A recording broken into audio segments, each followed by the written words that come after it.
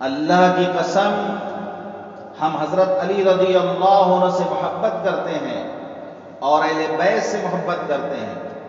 خدا پاک کی قسم اہل بیت سے جتنی محبت اہل سنت کرتے ہیں اتنی محبت کوئی نہیں کرتا۔ اہل بیت کی محبت کے وسیلے سے ہم اللہ کا قرب حاصل کرتے ہیں، اور صحابہ کرام کی محبت کے واسطے سے ہم اللہ کا قرب حاصل کرتے ہیں، اور حضرت علی رضی اللہ عنہ کی محبت کے ذریعے سے ہم اللہ کا قرب حاصل کرتے ہیں۔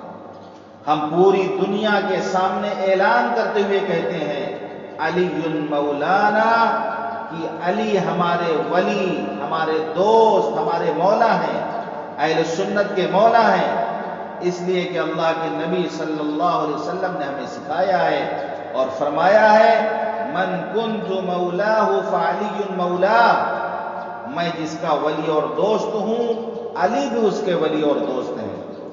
اللہ کے رسول صلی اللہ علیہ وسلم ہمارے دوست اور ولی ہیں تو علی بھی ہمارے ولی ہیں۔ حضرت علی رضی اللہ عنہ کے بارے میں نبی کریم صلی اللہ علیہ وسلم نے جو کچھ فرمایا ہم اس کو مانتے ہیں۔ ہم روافض کی طرح نہیں ہیں کہ جو چیز حضرت علی رضی اللہ عنہ کے بارے میں ثابت نہیں ہے ہم اس کو ان کی طرف منسوخ کریں۔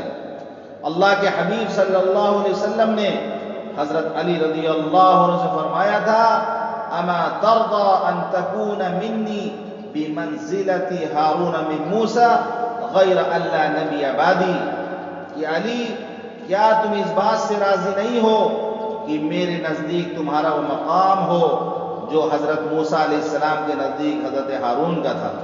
ہاں یہ بات ہے کہ میرے بعد کوئی نبی نہیں آئے گا۔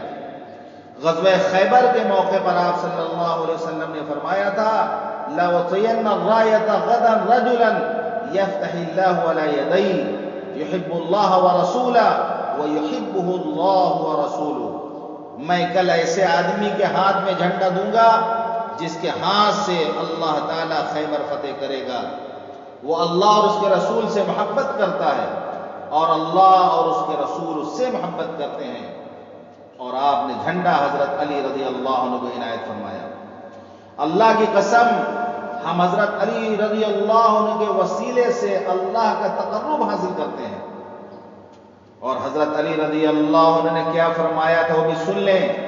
آپ نے فرمایا تھا میرے بعد کچھ لوگ ہوں گے جو میری محبت کا دعویٰ کریں گے اور مجھ پر جھوٹ بولیں گے، ان کی پہچان یہ ہوگی کہ وہ حضرت ابو بکر و حضرت عمر رضی اللہ عنہما کو گالیاں دیں گے، ان کو برا بھلا کہیں گے۔ رب کعبہ کی قسم وہ ملعون ہے جو صدیق اکبر کو گالی دے جبکہ ان کو دنیا میں جنت کی بشارت مل چکی ہے۔ محروم ہے وہ شخص جو حضرت فاروق اعظم کو گالی دے جبکہ ان کو جنت کی بشارت مل چکی ہے۔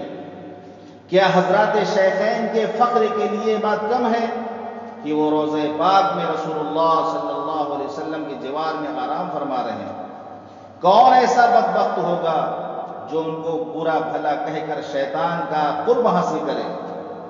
حضرت امام مالک رحمۃ اللہ علیہ سے پوچھا گیا قرآن کی آیت کے بارے میں محمد الرسول اللہ والذین معه اشداء علی الکفار رحماء بینہم تراہم رکعا سجدا یبتغون فضلا من اللہ ورضوانا سیماہم فی وجوہہم من اثر السجود ذلک مثلہم فی التوراۃ ومثلہم فی الانجیل۔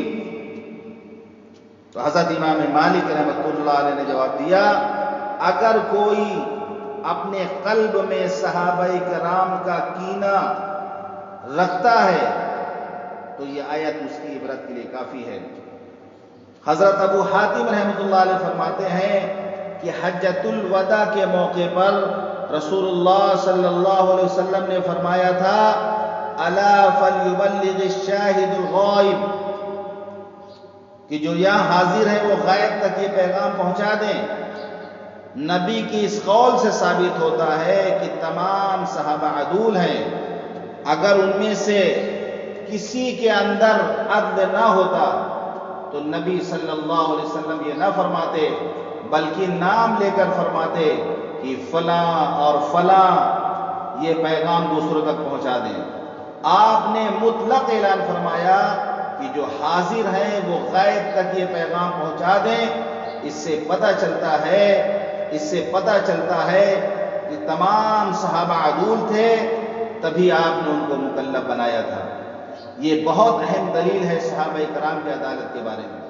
حضرت امام طحاوی رحمۃ اللہ علیہ فرماتے ہیں صحابہ کرام سے اہل سنت کو محبت ہے، لیکن ہم ان میں سے کسی کے بارے میں غلو نہیں کرتے۔ ہم ان لوگوں سے نفرت کرتے ہیں جو صحابہ سے بغض رکھتے ہیں۔